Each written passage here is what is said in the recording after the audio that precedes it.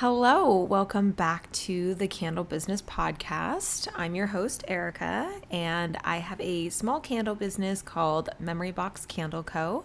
And on this podcast, I share everything from my own personal journey with my candle business, going into marketing, some personal mental health stuff. I talk about everything because running a business really does, it's a lot more involving than just very basic analytical data when you're talking about business.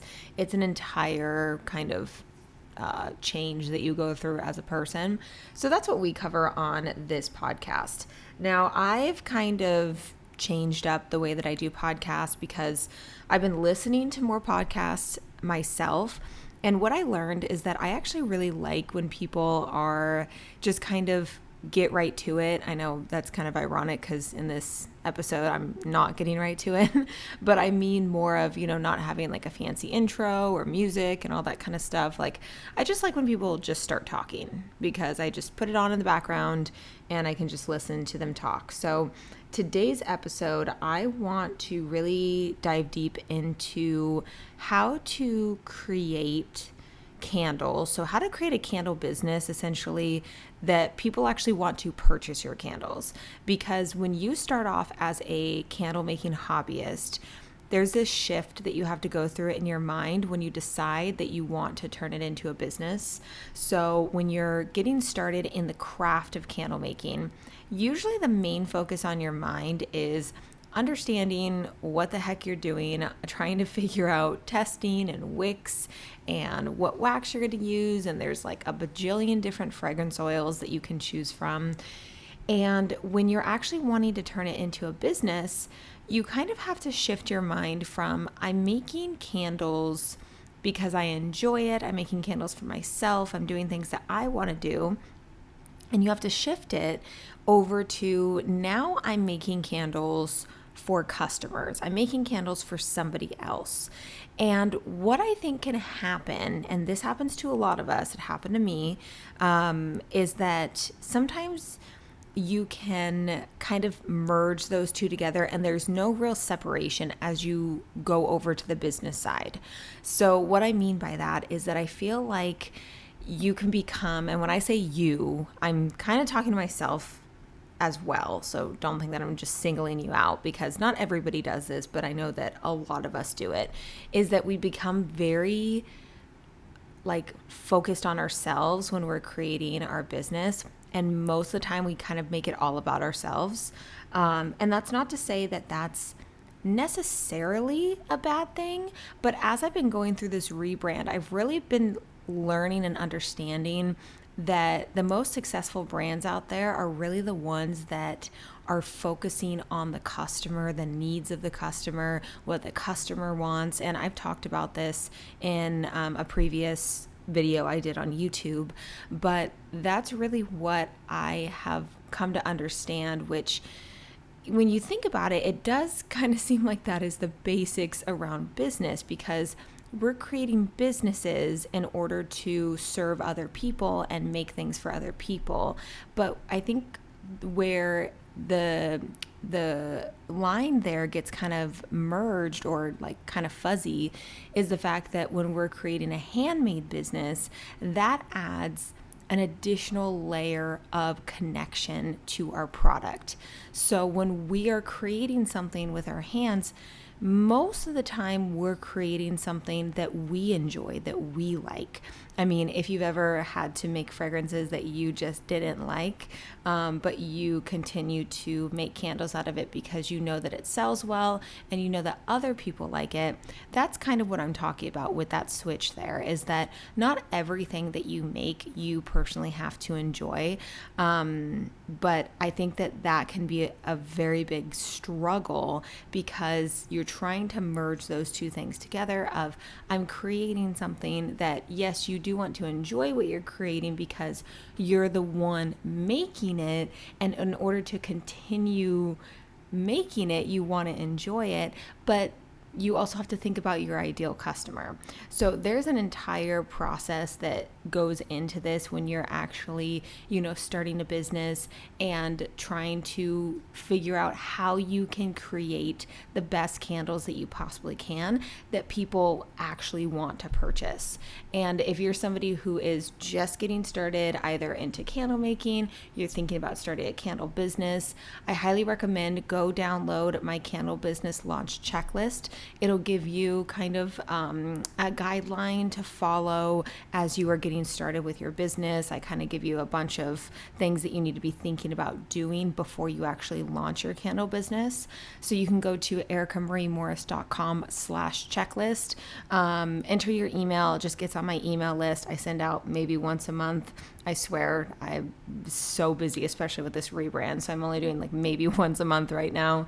And you'll be able to get on my email list, and you'll have the launch checklist sent right to your email. So that is something for any of you newbies out there that are looking to actually start a candle business. And I know this is not the topic of the video, but so many people talk about how everything is so oversaturated and the market is too oversaturated. Let me tell you that there was a huge peak after 2020 and 2021. It's almost like 2020 hit and everybody and their mom and dog were starting candle businesses. And then after like 2021, 2022, like everybody kind of fell off. So a lot of people have fallen off.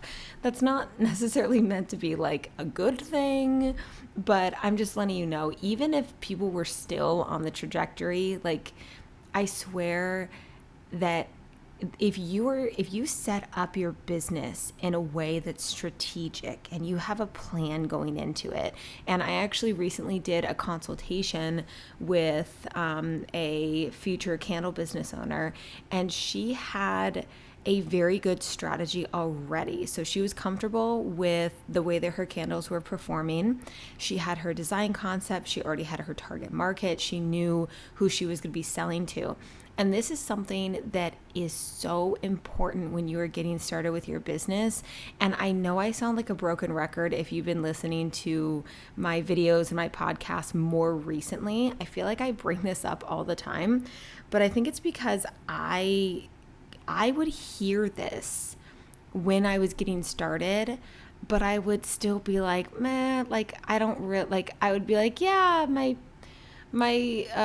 target market is just women, maybe like 25 to 50 that love candles and, home decor. Like that was kind of just my vague thinking of who is the general person that would enjoy my candles.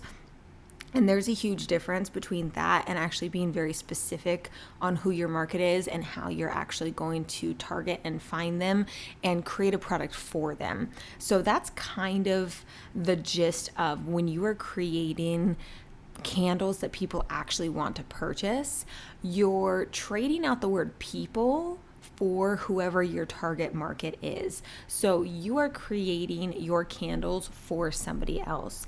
And I think that the best way that you can go about doing this is actually doing a ton of research. So I'm a research nerd, kind of. Like if I wasn't doing what I'm doing and I was working a job somewhere else, I feel like I'd want to do something in research because I've always really, really enjoyed doing research.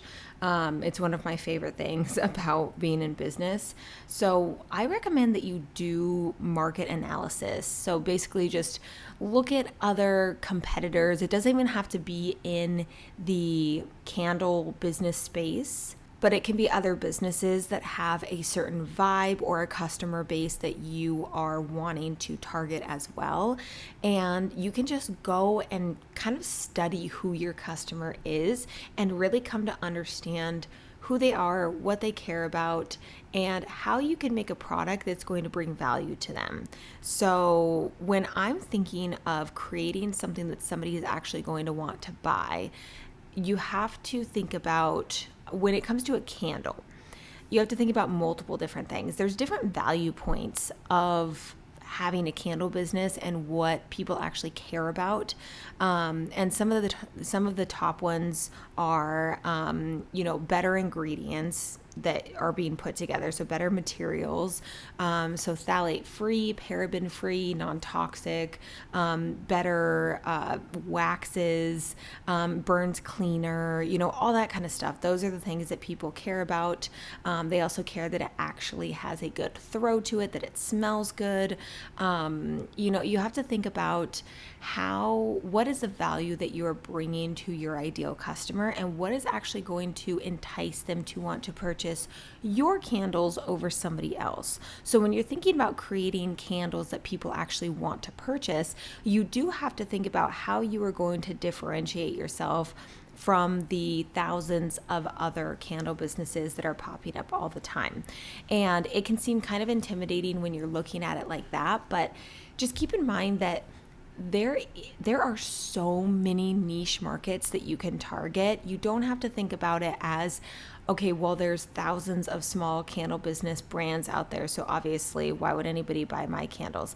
That is the question that you need to answer, and you need to understand and have that kind of in the back of your head. Like, you need to know and understand what your value is. Why would somebody choose your candles over somebody else? That really is the magic question and the magic answer. And that all comes down to who your target market is. And I feel like I really need to do an entire episode on how to figure out your target market and your target audience and give a ton of examples, because I know that that's something that a lot of people are struggling with. And it can be, very confusing. I obviously was very confused on it in the beginning of my business, and I didn't really know how to accurately define who my audience was and how that actually came into play with my whole branding. But now that I am going through my rebrand and I have defined my target market as homemakers and homebodies, it has completely changed how I do everything. So just to give an example with my business, when I got started, I didn't necessarily know who my target market was. All I knew is that I wanted to be connected with my brand, and I wanted to have stories behind the scents and have it connected to my memories. And that was kind of how I did my branding.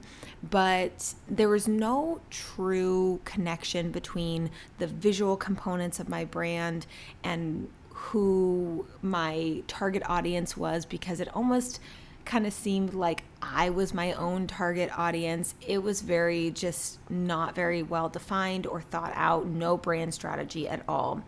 And now that I have spent some time really understanding and trying to define who my ideal customer is, it doesn't necessarily mean that this is the only customer that will purchase from me. Obviously, there will be people who will fall outside of this target market that will purchase from me.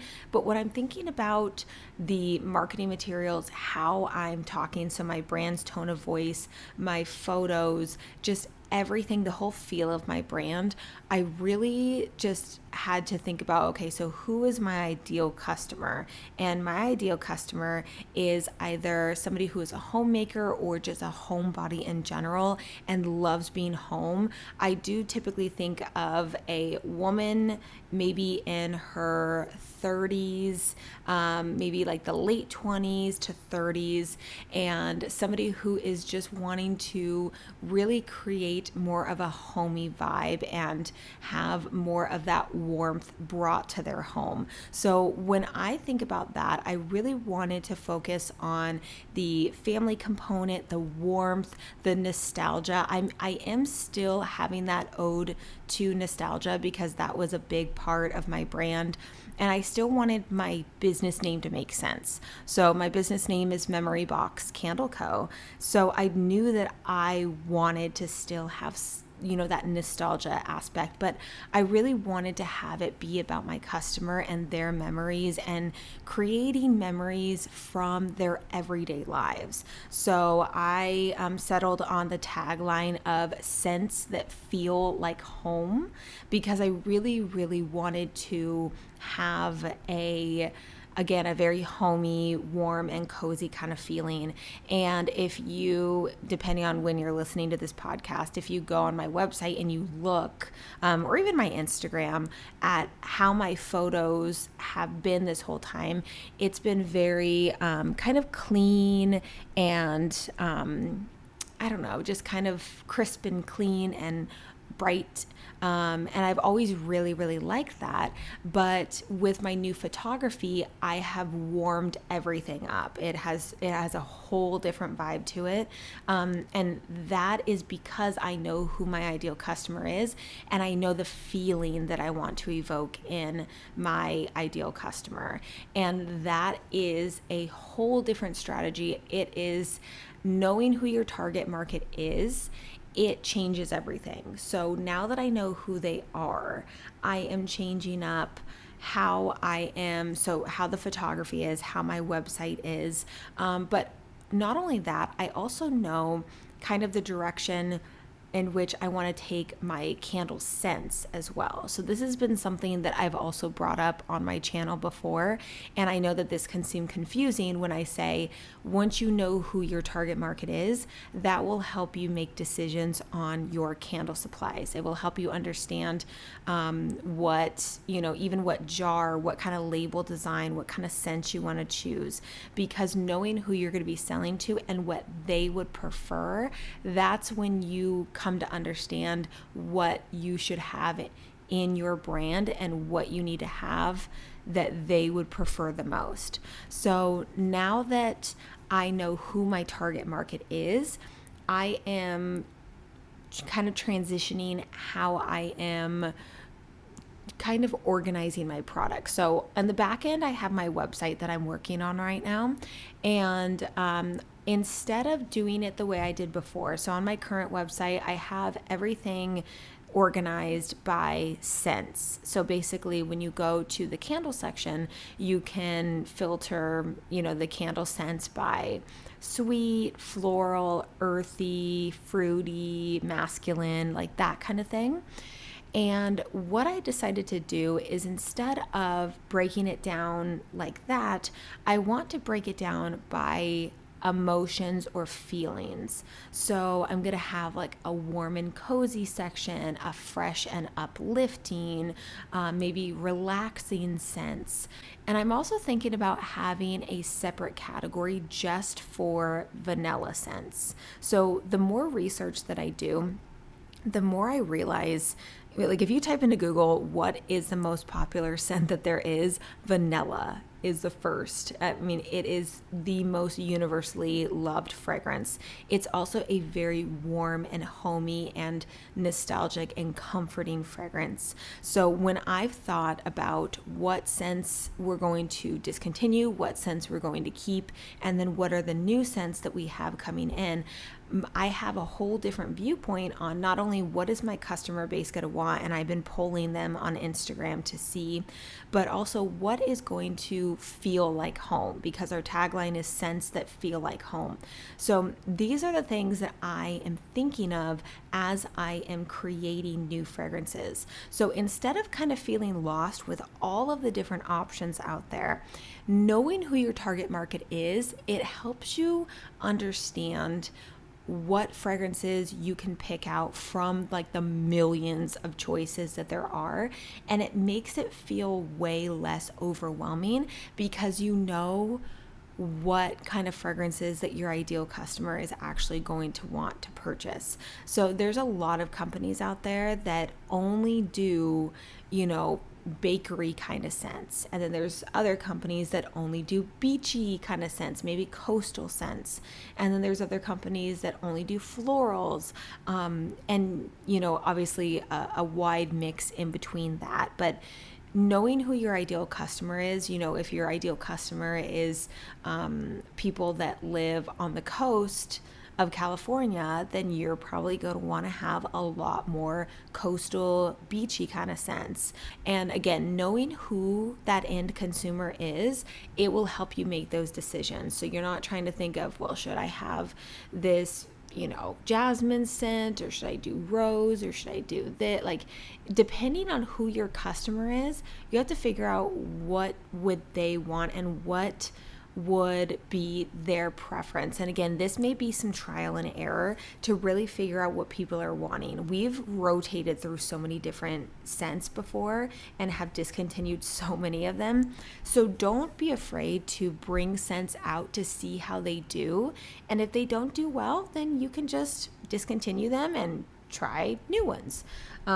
So that is really, an example. That's obviously my example right now because I'm going through the rebrand and I'm, understanding and really defining who our target market is and changing up the way our brand is perceived by our ideal customer through our visuals, through our color changes, through our scents, and, everything like that we are actually visually showing our customers. And of course, I haven't launched anything yet, but this is just all on the back end right now. But that's just an example for you to see how you can really use that very simple thing of understanding who your target market is and how that really can make a huge difference in whether or not your candle is actually something that people are going to actually want to buy. And then, of course, once you kind of know that part of it, there are the visuals of a candle. So, you can't create something that is, unappealing, because candles are in the home decor category for a reason, because people use them for decoration for home decor pieces. So a lot of times candles are in bathrooms, on coffee tables, dining room tables, kitchen counters, places where people are going to see them all the time in the house, whether it's the people that live there, the guests that come in, and people want to have really nice looking candles. They don't want to have something that looks like, and I know I've mentioned this before, it looks like a 90s craft project. So you really have to utilize and think of the best ways that you can make a nice looking candle. And of course, this is very subjective. And again, depending on your target audience, there are so many different types of vessels and colors and label designs. And, depending who you are going to be selling to will make a huge difference on what you decide to do. But just utilize your resources as much as you can. If you're not much of a designer, hire somebody who is, or purchase a candle template. Do something where you are going to stand out in some way or really help elevate your brand, or at least not create any kind of eyesore of any kind, to where it's just like a super basic label with regular text or whatever it is. You want to have some kind of distinction, because this is also part of your brand as well. So when you're creating your brand in general and creating your candles and choosing your target market, and everything is, kind of all being, created together and cohesive, and you really want to showcase a product that is pleasing to the eye, that, looks really nice, looks professional, because you really want to get out of that, again, the hobbyist mindset of, I'm making this in my kitchen. Like, how are people going to want to buy this? Like, how do I make this look like something that somebody could get off of a store shelf? That was kind of my mentality. I never wanted people to look at my candles and view it as being homemade. I think that, I'll explain what I mean by that, because we know that homemade usually, for the most part, actually means it's higher quality than any of like the mass-produced candles out there.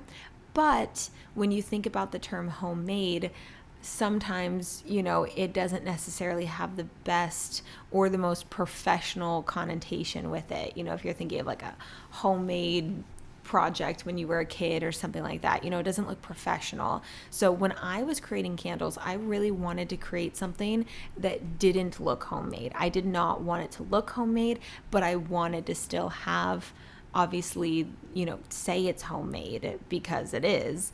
I hope you know where I'm getting with that. But the basic premise of what I'm talking about is just basically create a product that is good performing, your target market, and choosing your supplies and materials accordingly to what they want.